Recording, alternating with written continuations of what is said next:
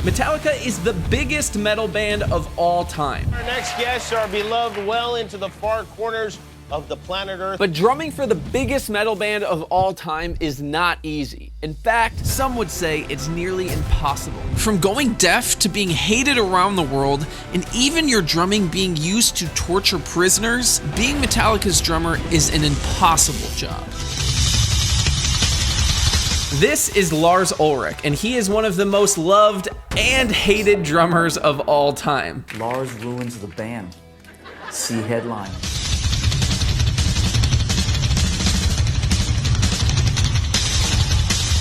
At just age 13, Lars received his first Ludwig drum set from his grandma. This made Lars obsess over rock music and playing the drums, constantly learning songs from his favorite bands. Now, it seemed that this young drummer had everything he needed to become a prodigy, but something got in the way. Yeah, so the drummer of the biggest metal band of all time wanted to be a pro tennis player? I can't decide if that's the most or least metal thing I've ever heard. I tried out for the tennis team at the high school and I didn't make it, so I didn't stand a chance. I literally walked away from it the next day. He reconsidered his career path and decided to take his drumming much more seriously.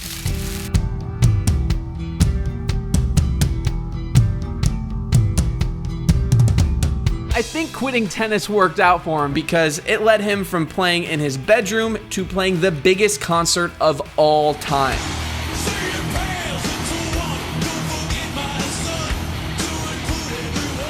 Being Metallica's drummer is a big deal. Can you imagine performing in front of 1.6 million people?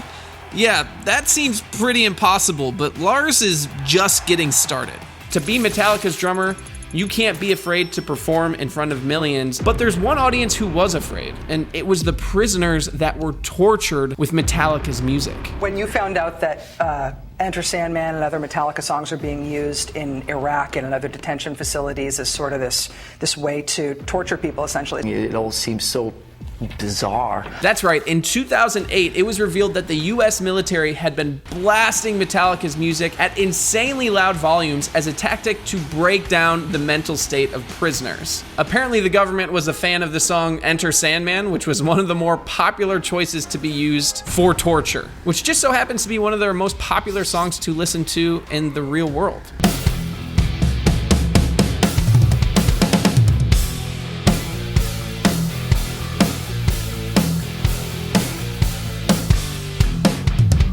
If I listened to Metallica 24 hours a day, it would be torture. But as a drummer, I think we all know that the ultimate form of torture would be to lose your hearing. And that is exactly what's been happening to Lars. Metallica's music has caused permanent hearing damage for their drummer Lars. This is all thanks to his lack of hearing protection on stage and in the studio. He's even mentioned repeatedly waking up in the middle of the night to turn the TV off, only to realize that it was never even on. Can you imagine what it would be like to live with this constant ringing in your ears all the time? It never sort of goes away. It never just stops. Is being the drummer in the world's biggest metal band worth the hearing loss? Let me know in the comment section below. Now, playing for one of the biggest bands while going deaf is a nearly impossible task. But let's just add that to the list, because coming up, we're talking about his psychotic recording sessions, overcoming the fact that his own band wants him out, and dealing with the loss of a beloved band member. Speaking of hearing, someone who hated hearing Lars' drumming was his fellow bandmates themselves.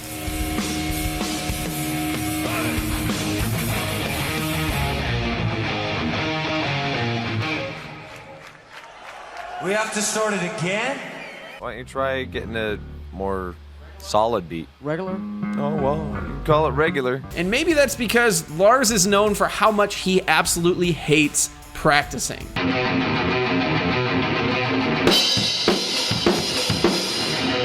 Yeah, you got it. I hope so. You know, I'd never really taken lessons. I just wanted to be in Diamond Head and Motorhead, and it was like, oh, you have to learn to play the instruments. I mean, I just wanted to be in a karaoke heavy metal band. Yeah, normally I would recommend actually practicing your instrument to get better at it. And that's why I created this free 4-part course called the Master Drummer Roadmap that will help you perfect your practice routine and take your drumming to the next level fast. Click right up here to get it for free.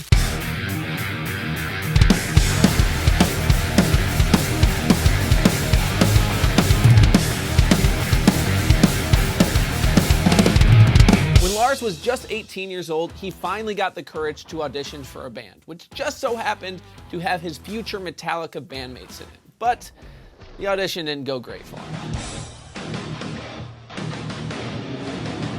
I thought Lars was the worst drummer I had ever heard in my life. He couldn't keep a beat, he just couldn't play. So I told James, this guy sucks. And the insults ran deeper because even Metallica's future frontman disliked Lars not only for his drumming, but for a completely different reason. I've heard James tell this story 1,000 times. It's always Lars being the Danish person he hadn't washed in 2 months or whatever. So there was all these like... I've heard his side of it, now you're hearing my side of it. But none of this stopped Lars. He wanted to play in a band, so he decided to start one himself. He started posting ads in local papers, looking for other metal musicians to jam with. And despite Lars' smell, James Hetfield answered the call, and Metallica would be born. My first wife here. Even to this day, Lars and James remain the only 2 original members within Metallica because Lars never gave up his pursuit of drumming.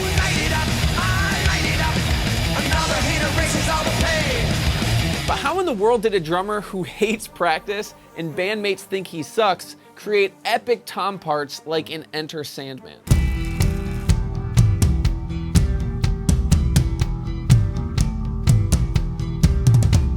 Or how did he create the bombastic double kicks in Saint Anger?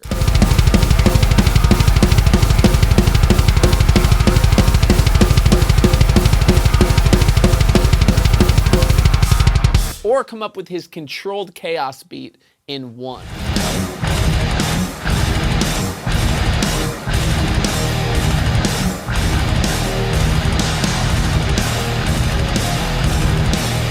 How did a drummer who apparently couldn't keep a beat go on to get 9 Grammys? Well, he did it through developing his own style. It started with creating an insanely unique sound with his signature 14 by 6.5 3mm steel snare by Tama.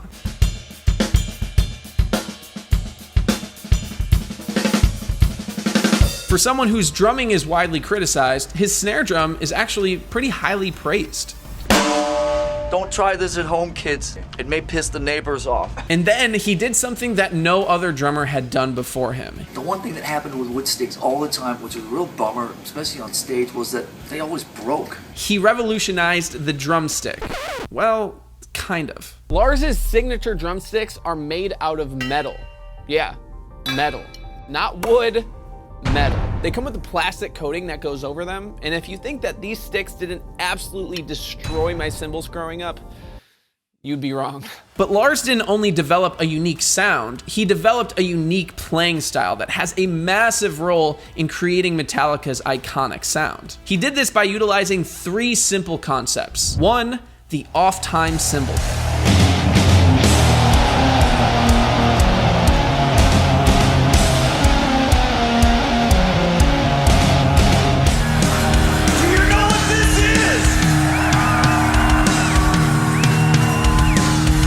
Number 2 was popularizing the cymbal choke.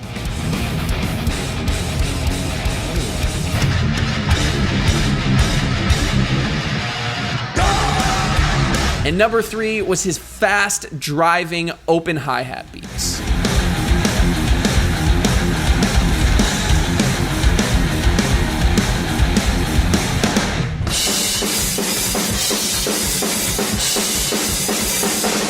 Lars literally changed the way that the industry and especially the metal scene approached drumming.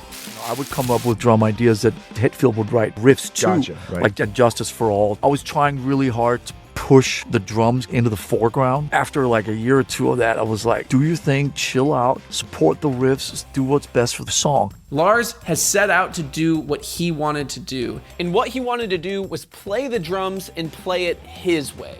And this has created some serious controversy. Period! Exclamation point! Yeah! But his simple playing style has helped craft music that is loved by millions of people around the world. But it's also hated by many around the world. That's a nice way to start the period. While Lars has never been regarded as one of the all-time great drummers. Lars has his fair share of haters, but it's clear that Metallica would not exist without him. And despite all the criticism for his sound and technique, it's only impossible to imagine the band without his iconic style and sound to support the music.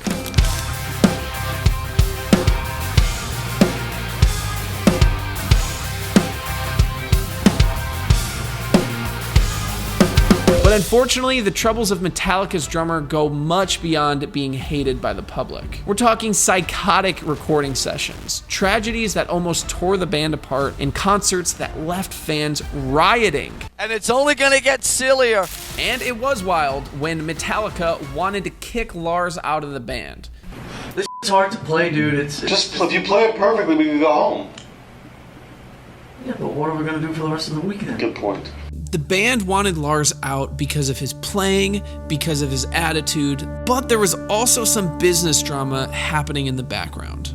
I think at one point or another we were pissed off at Lars, we were unhappy, and we might have grumbled something to someone, and then that person might have picked up on it and made it something a lot bigger than it actually was. But that wasn't the only time that the band was frustrated with Lars, because it seemed like any time they entered the studio, Lars had some psychotic recording sessions.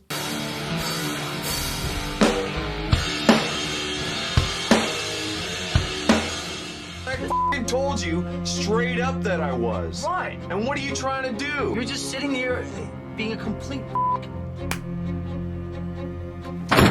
Metallica's bassist has said that during the recording of Metallica's Black Album, Lars insisted on taking more than 70 takes of a single song called Nothing Else Matters.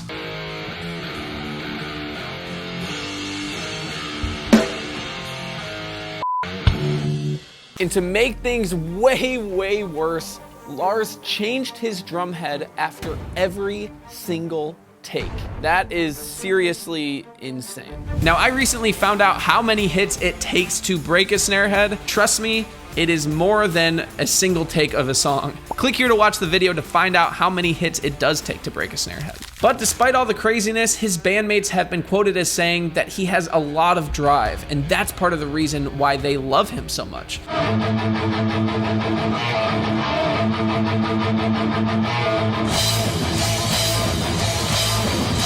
And yeah, 70 takes for one song is pretty intense. And if that's what it takes to be Metallica's drummer in the studio, what is it like to be Metallica's drummer on stage?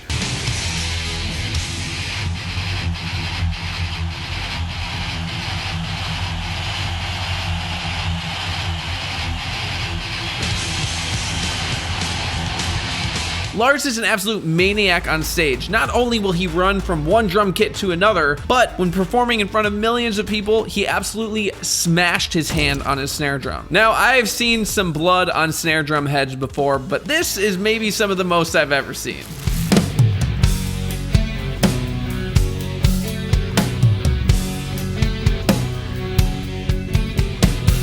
To be Metallica's drummer, you have to be more than just a drummer. You have to be an artist, a performer, and a showman all at the same time.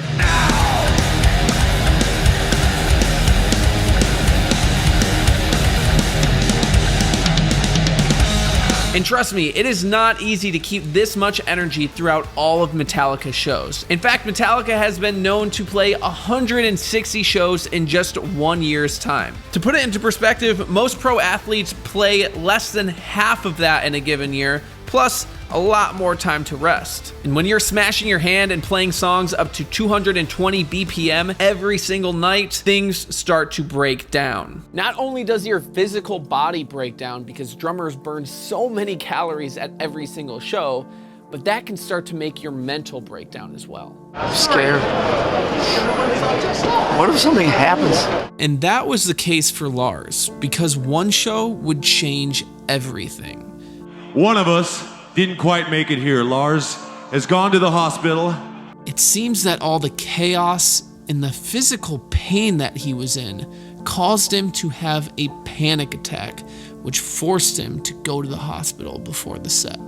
We've been going pretty hard for most of the year, as you're aware of. And I think that the part of the last 6 months of playing Super Duty metal and traveling all over the world at my age kind of caught up to me a little bit. Was this the end of Lars? Well, fortunately, the band was still able to play the show with several other drummers like Slipknot's Joey Jordison filling in the role.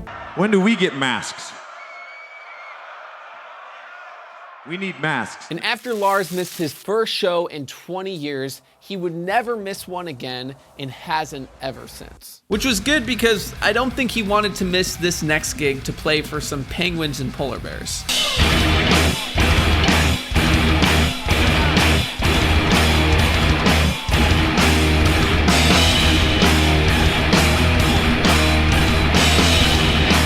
Not only has Metallica actually played all 7 continents now, we've played all 7 continents in 2013.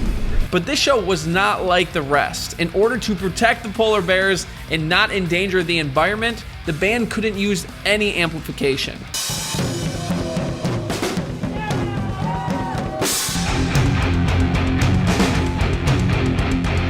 Lars literally had to fight against the forces of nature to pull off this show. But not all of Metallica's tours have been fun and exciting. Earlier on in Metallica's touring career, they experienced a tragedy that they almost never recovered from. Mr. Cliff Burton, all right. As the band was traveling in between shows, something went horribly wrong and their tour bus flipped. Later on that night, at about 5 or 6 in the morning, I heard a skidding, I heard a vibration, and then this motion. I thought we were going off a cliff. The sound of screeching brakes and being flipped around like a piece of clothes in a dryer. This accident was so severe that it resulted in the death of the original bassist, Cliff Burton. I was in such shock that everything else for the next 3 or 4 hours, I can't even remember. I could never imagine losing one of my bandmates. It would be almost impossible to keep going. But that's what makes Lars so special. He's able to keep pushing forward no matter the impossible circumstances that get in his way. To be Metallica's drummer, not only do you have to fight the impossible emotional battles, sometimes you have to also fight the impossible legal battles. Metallica is famously known for their massive lawsuit with Napster, and this went on to Lars speaking to the United States Senate. Yeah, it was that big. It started off a street fight, and then like a month later, it was like, whoa, okay, look at this. Napster was responsible for stealing millions of songs from a ton of artists. Whoa, we're not stealing, okay? We're just sharing with each other, you know? So it's like if I take this soda can right here, take a sip out of it. Oh my God, I'm sharing my soda with Lars Ulrich. Lars and Metallica played a huge role in taking down Napster and making sure that all artists were getting fair compensation for their music. We were saying it should be our choice. If we want to give our stuff away, we'll give our stuff away. I mean, that's a no-brainer, but that should be our choice. That choice was taken away. Whether you like his drumming or not, that seems like an amazing gift to all musicians. And all of Lars's hard work paid off in 2009 when he and Metallica were inducted into the Rock and Roll Hall of Fame, and Lars would be the first Danish person to ever be inducted. I think rock and roll is about possibilities and about dreams, and the fact that the 6 of us can be up on the stage tonight, snot-nosed kids, outcasts, loners, anything is possible if you just have the guts to believe it. And the next drummer that I think needs to be inducted into the Hall of Fame is Travis Barker. Click right here if you want to learn how to drum like him and take your drumming to the next level with this free course right here. Stay true.